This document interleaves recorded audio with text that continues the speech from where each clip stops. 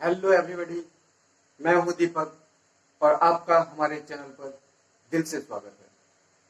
तो दोस्तों, आज हम लोग एक इम्पोर्टेंट चैप्टर के बारे में डिस्कस करने जा रहे हैं जो बहुत ही इम्पोर्टेंट है और इंटरेस्टिंग है, और मैं आपको इसका बेसिक नॉलेज बहुत ही मजेदार ढंग से बताने जा रहा हूँ। आपको बहुत ही आसानी से समझ में आ जाएगा। बहुत ही इंटरेस्टिंग चैप्टर है। आप इसे ध्यान से सुने और देखें, समझने का कोशिश करें। वीडियो को पूरा देखें, इसे स्किप न करें। तो चलिए दोस्तों, देखते हैं। तो हमारा चैप्टर है एक्सरसाइज 5, समांतर श्रेणी। हमारा चैप्टर है समांतर श्रेणी। तो सबसे पहले दोस्तों हम लोग समझेंगे कि यह हमारा समांतर श्रेणी है क्या। तो जो हमारा यह समांतर श्रेणी शब्द जो बना है वह 3 अक्षर से मिलकर बना है। वो क्या क्या, सबसे पहले हम लोग इसका अर्थ को समझते हैं। तो समांतर श्रेणी ये हमारा चैप्टर है और ये 3 शब्दों के मेल से बना है। समान, जोड़, अंतर, जोड़, श्रेणी। तो दोस्तों हम लोग यह समान मतलब समझते हैं। समान का अर्थ होता है बराबर। समान का अर्थ होता है बराबर। और अंतर, अंतर जिसको हम लोग डिफरेंस कहते हैं, डिफरेंस। और श्रेणी को हम लोग एक प्रकार से समझ सकते हैं सीक्वेंस या सीक्वेंस, जिसको हम लोग सीढ़ी भी कर सकते हैं। यह तो कहने का मतलब दोस्तों, हमारा समांतर श्रेणी एक ऐसा सीढ़ी है, एक ऐसा सीढ़ी है जिसमें संख्याओं के बीच का डिफरेंस बराबर होगा। तो हमारा समांतर श्रेणी संख्याओं की ऐसी सीढ़ी है जिसमें संख्याओं के बीच का जो डिफरेंस होगा, अंतर होगा, वह हर जगह क्या होना चाहिए, बराबर होना चाहिए। तो हर जगह बराबर होगा, उसी को हम लोग समांतर श्रेणी कहेंगे, या अंग्रेजी में इसको हम लोग अर्थमेटिक प्रोग्रेशन कहते हैं। अर्थमेटिक प्रोग्रेशन, अर्थमेटिक प्रोग्रेशन कहते हैं। शॉर्ट में हम लोग इसको एपी लिखते हैं। तो समझ रहे हैं दोस्तों। तो एपी हमारा क्या होगा, तो एपी जो होगा, समांतर श्रेणी जो हमारा जो होगा, वो संख्याओं का ऐसी श्रेणी होगा जहां संख्याओं के बीच का डिफरेंस हर जगह बराबर होगा। तो उसको हम लोग समांतर श्रेणी कहते हैं। तो एग्जांपल के तौर पर दोस्तों हम लोग देख लेते हैं, या उसको हम लोग ऐसे भी सोच सकते हैं, ऐसे भी कर सकते हैं कि समांतर श्रेणी एक नियत संख्या का क्या होगा, जोड़ या अंतर होगा।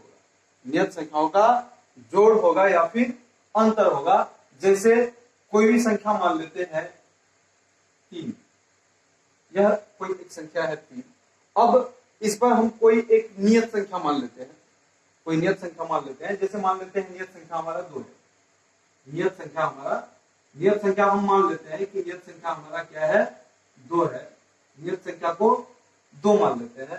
तो अब उस नियत संख्या को बार बार हम क्या करेंगे, जोड़ेंगे, बार बार जोड़ेंगे या फिर घटाएंगे। तो सबसे पहले दोस्तों हम लोग जोड़ देख लेते हैं, फिर घटाव का भी देखते हैं। तो जैसे ये 3 है, अब 3 में यह नियत संख्या 2 हम जोड़ देते हैं, तो ये इसके नेक्स्ट का संख्या हमारा हो जाता है 5। अब इसमें फिर वही नियत संख्या हम जोड़ देते हैं, तो अब 5 में 2 जोड़ देते हैं तो 7 हो जाता है। फिर इस पर फिर वही नियत संख्या हम जोड़ देते हैं, तो 7 में 2 जोड़ देने पर वह 9 हो जाता है। फिर उसी तरह से और 2 जोड़ देंगे तो वह 11 हो जाएगा। और इसी तरह से हमको एक सीक्वेंस प्राप्त होगा। इसी तरह से यह क्या होगा, चलते रहेगा जब तक न रुके, अंत तक, यह अनंत तक चलता रहेगा। तो यह हमारा क्या हो गया, एक एपी प्राप्त हो गया हमको। यह तो यह जो प्राप्त हुआ हमको, यही है एपी, यही है समांतर श्रेणी। यहाँ देखिए प्रत्येक संख्याओं के बीच का जो अंतर है वह क्या है, हर जगह समान है। तो हमारा समांतर श्रेणी के अर्थ के हिसाब से भी हमारा वही अर्थ निकलता है कि समांतर श्रेणी जो है हमारा, वह संख्याओं की एक ऐसी श्रेणी है जहां प्रत्येक संख्याओं के बीच का अंतर बराबर होगा। वही है जैसे 3 और 5 के बीच का अंतर 2 है, 5 और 7 के बीच का भी अंतर 2 है, 7 और 9 के बीच का भी अंतर 2 है, 9 और 11 के बीच का भी अंतर 2 ही है।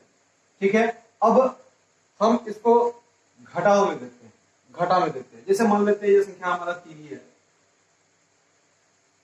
3 है। अब यह जो नियत संख्या हमारा 2 है, अब इस पर घटाव करके देखते हैं। तो 3 में अगर यह नियत संख्या 2 घटा देते हैं तो हमारा 1 हो जाता है।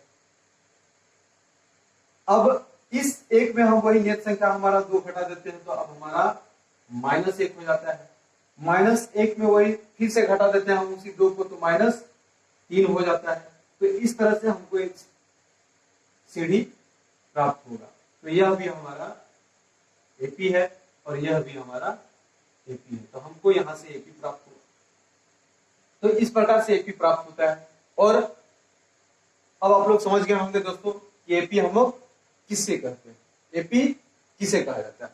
तो अब आगे समझते हैं। तो दोस्तों मान लेते हैं कि यह कोई एपी है हमारा 2, 4, 6, 8, 10, यह हमारा कोई एपी है, समांतर श्रेणी। तो इसमें जो पहला है इसको हम लोग कहते हैं प्रथम पद, फिर इसे हम कहेंगे द्वितीय पद, उसी प्रकार इसे तृतीय पद, इसे चतुर्थ पद, इसे पांचवा पद, उसी तरह से यह बढ़ते जाएगा। तो जो प्रथम पद है उसको ए से सूचित किया जाता है, जो द्वितीय पद होगा उसको A2 से सूचित करेंगे, या ऐसे हम A1 भी सूचित कर सकते हैं, कोई दिक्कत नहीं है। जो तीसरा पद होगा उसे हम लोग A3 से सूचित करेंगे। इसी प्रकार जो चौथा पद होगा उसे A4 से, पांचवा जो होगा उसे A5 से, उसी प्रकार AN तक। अब पहला पद और दूसरे पद का जो बीच का अंतर है उसे हम लोग D से सूचित करते हैं, डिफरेंस, इसे हम लोग D से सूचित करते हैं। तो इसे हिंदी में सार्व अंतर कहा जाता है। तो प्रथम पद को हम लोग A से सूचित करेंगे, सार्व अंतर को हम लोग B से सूचित करेंगे, और दूसरे, तीसरे, चौथे, पांचवें, छठे, अनंत तक A2, A3, A4, A5, AN, इस तरह से हम लोग सूचित करते जाएंगे। अब यदि दोस्तों हम लोगों को पहला पद प्राप्त हो और सार्व अंतर ज्ञात हो, यदि हम लोगों को पहला पद और सार्व अंतर पता है तो हम लोग दूसरा पद कैसे निकाल लेते हैं, कैसे निकालेंगे, इसके बारे में डिस्कस करते हैं। तो यदि हम लोगों को पहला पद और सार्व अंतर पता है तो यहां से हम लोग दूसरा पद कैसे निकालेंगे। तो हम लोग दूसरा पद निकालने के लिए पहले पद में इस सार्व अंतर को जोड़ेंगे, पहले पद में सार्व अंतर को जोड़ देंगे, तो ये हमारा दूसरा पद A2 ये हमें प्राप्त हो जाएगा। उसी प्रकार से जब हम लोग तीसरा पद प्राप्त करेंगे A3, तो इसमें A में ये हो गया हमारा दूसरा पद A प्लस D, इसमें हम फिर से क्या करेंगे, इसी सार्व अंतर को हमको जोड़ना होगा। तो ये हमारा क्या हो गया, A प्लस ये D और D मिलकर ये 2D। तो तीसरा पद प्राप्त करने का जो हमारा सूत्र हो जाएगा, फॉर्मूला हो जाएगा, वो हो जाएगा A प्लस 2D। इसी प्रकार चौथा पद प्राप्त करने का फॉर्मूला हो जाएगा हमारा A प्लस, यह हमारा तीसरा पद है, तो इस तीसरे पद में और एक D जोड़ देंगे, तो ये A प्लस 2D है, इसमें और एक D जोड़ देंगे तो ये A प्लस 3D हो जाएगा। इसी प्रकार जब पांचवा पद प्राप्त करेंगे तो A प्लस 4D, छठा पद प्राप्त करेंगे तो a+5d, इसी प्रकार से बढ़ते जाएगा। 100वां पद प्राप्त करेंगे तो a+99d, इसी प्रकार जब हम nवां पद प्राप्त करेंगे तो nवां पद प्राप्त करने का हमारा सूत्र क्या होगा, इसको ध्यान से समझेंगे दोस्तों। a प्लस यहां जितना पद है उससे क्या होता है, एक कम होता है। तो यहाँ जो पदों की संख्या हमारा वो n है, तो n में एक कम हो जाएगा और हमारा सार्व अंतर क्या हो जाता है, उस पर गुना हो जाता है। जैसे हम लोग a4 प्राप्त किए थे, a4 प्राप्त करने के लिए हम लोग a+3 मतलब a प्लस जो हमारा ये 4 है, तो उस 4 माइनस 1 किए थे और उस पर क्या किए थे, सार्व अंतर को गुना किए। तो ये हमारा हो जाता था a+4 में 1 माइनस हुआ तो 3 और यह d मल्टीप्लाई होकर 3d। तो इसीलिए हम लोगों का an का जो फॉर्मूला होगा वो होगा a, और जो यहाँ n है पदों की संख्या, वो उसमें क्या होगा, एक माइनस होगा और उसके साथ सर्व अंतर हमारा गुना होगा, तब हमारा ये हमारा an का फॉर्मूला प्राप्त होगा। तो इस तरह से हम लोग an का फॉर्मूला प्राप्त कर लेंगे। फिर इससे हम लोगों को an का फॉर्मूला प्राप्त हो जाएगा तो हमारा an प्राप्त हो जाएगा। तो an से हम लोग अंतिम पद को सूचित करते हैं, an से हम लोग अंतिम पद को सूचित करते हैं। तो an जो हमारा होता है, an का अर्थ होता है अंतिम पद, सबसे अंतिम पद। जैसे 2, 4, 6, 8, 10, 10 करते करते 100 तक, है ना।